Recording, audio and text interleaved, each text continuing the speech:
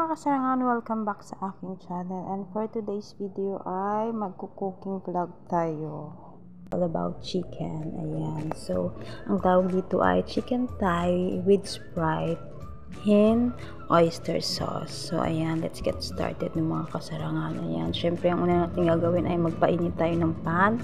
Next is ang ating oil. Ayan, konting-konti lang. Ayan, parami tuloy. And antayin natin mag-init ang ating mantika, kasi ang una kong gagawin mga kasarangan ay ipa-fry ko tong chicken thigh. Ayan, para medyo magba-brown lang siya ng konti talaga. Ayan, so ang niluto ko talaga ay 3 piraso lang, kasi mag-asawa lang naman ang kakain ito, so tig-isa sila, so may extra isa for the sa mga anak nila. Ayan, hati silang dalawa, budget baga. Ayan, so fry muna natin yan mga kasarangan. Ayan, so antayin natin mag brown. Ayan, ikot-ikot lang sila. Ayan. Ayan, antay lang tayo ng konti, ng mga ilang minuto, para medyo mag brown talaga siya. Ayan, brown lang ng konti. And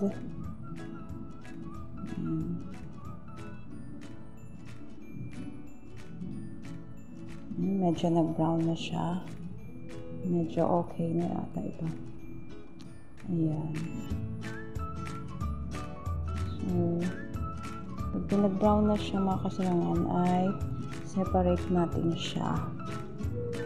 Ayan, so separate muna natin siya, set aside muna natin. Ayan, so okay na. Ayan, set aside muna natin siya. And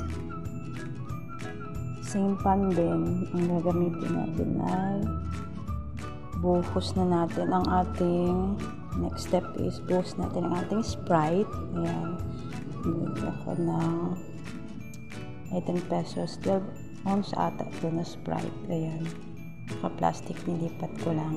Ayan, and then ayan, pakulo natin konti. And next is our bawang. Hulog lang natin siya mga kasarangan, ang ating bawang. And then ang ating sibuyas next. Yan, bawang sibuyas lang naman talaga, parang adobo style siya mga kasarangan. Yan, yung tubig talaga natin ay yung Sprite lang. Yun talaga ang main water lang niya, hindi na ako maglalagay ng water. Ayan, kulo-kulo.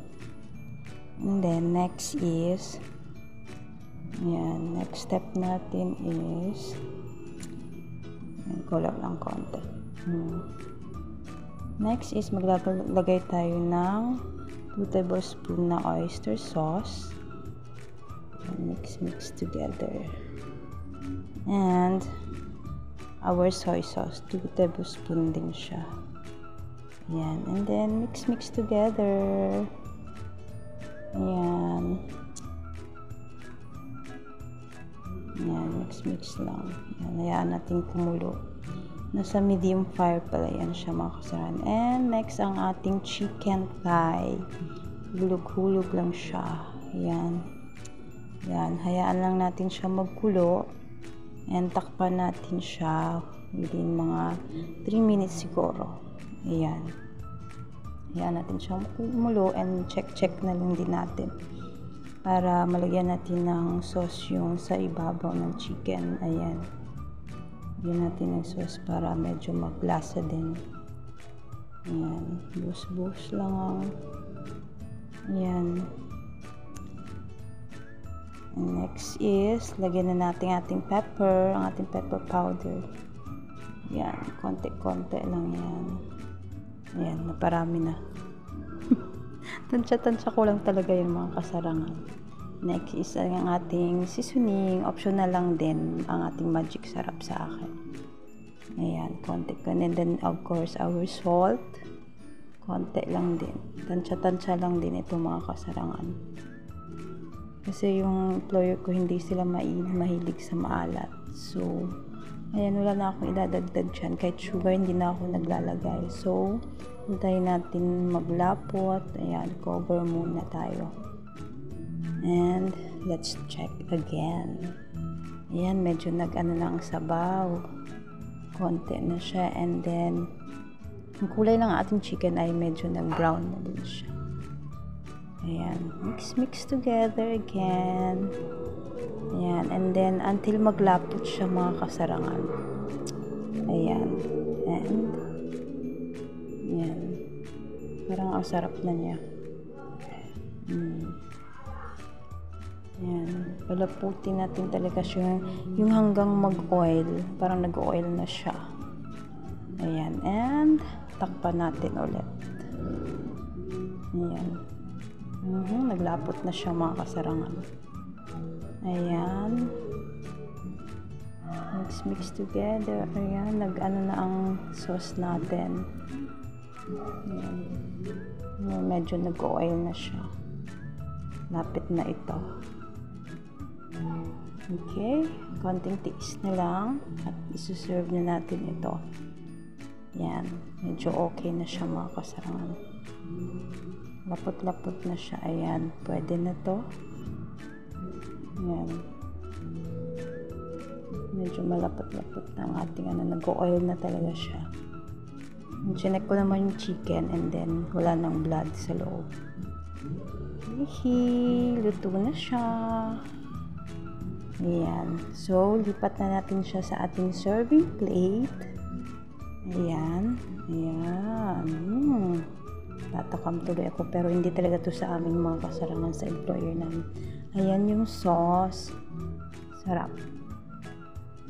Nag-oil na siya. Ayan. So, ready na to serve. Ready to serve na ang ating chicken thigh with Sprite and oyster sauce. With oyster sauce. Ayan. Lagyan natin ng spring onions. Para maganda naman tingnan ng ating serving. Ayan, ready to serve.